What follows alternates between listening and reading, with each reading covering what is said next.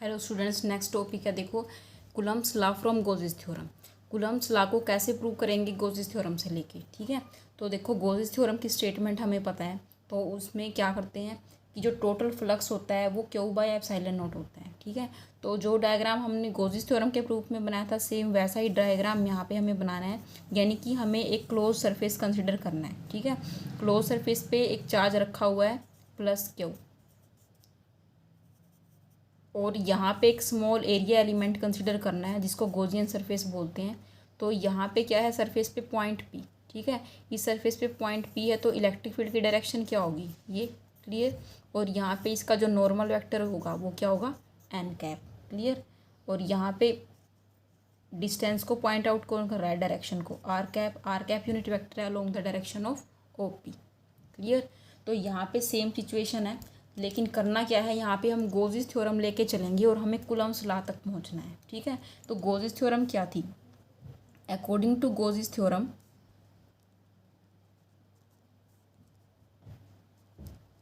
Statement लिख दो इसकी। गोजेस थ्योरम के अकॉर्डिंग क्या थी, closed integration over S E dot D S equal to Q by epsilon naught, यही होती है गोजेस थ्योरम।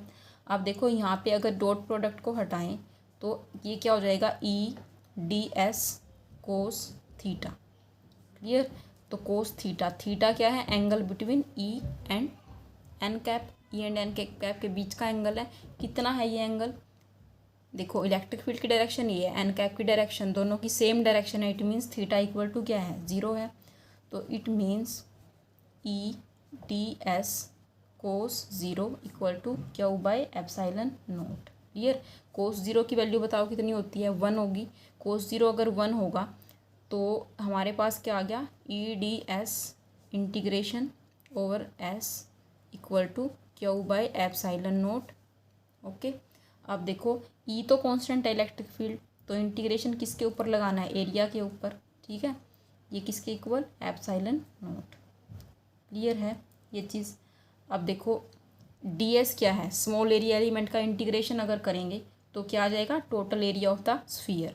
तो स्फीयर का एरिया क्या होगा, स्फीयर का area, area of sphere equal to Q by epsilon naught.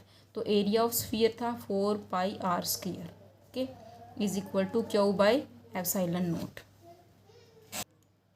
अब देखो इलेक्ट्रिक फील्ड की वैल्यू क्या हो जाएगी, Q by 4 pi epsilon not और आर स्क्वायर, ठीक है। ये आ गई हमारी इलेक्ट्रिक फील्ड की वैल्यू।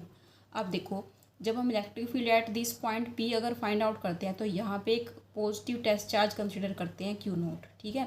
पी पॉइंट पे अगर क्यू नोट चार्ज रखा हुआ है तो force between q naught and q क्या होता है,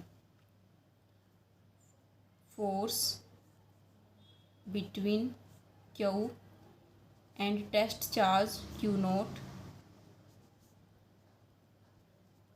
प्लेस्ड एट पॉइंट पी।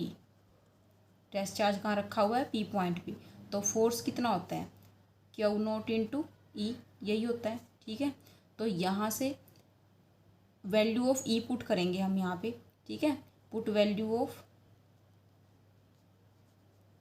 ई की वैल्यू पुट करने के बाद हमारा जो फोर्स आएगा वो क्या आएगा, q naught into q divide by 4 pi epsilon naught are square, यही कूलम्ब्स लॉ होता है, ठीक है।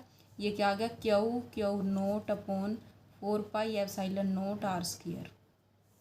ये क्यू चार्ज, ये क्यू नोट चार्ज, दोनों के बीच की डिस्टेंस आर, ठीक है। ये तो यूनिट वेक्टर है, जो वेक्टर होगा आर वेक्टर, ठीक है। तो ये आर क्या है, ये रेडियस है, यानी कि distance between Q and Q naught है। तो this is the Coulomb's law, okay, ये चीज़, ठीक है। F equal to Q naught by 4 pi epsilon naught are square. Okay students, तो मिलते हैं नेक्स्ट वीडियो में with the application of Gauss's theorem.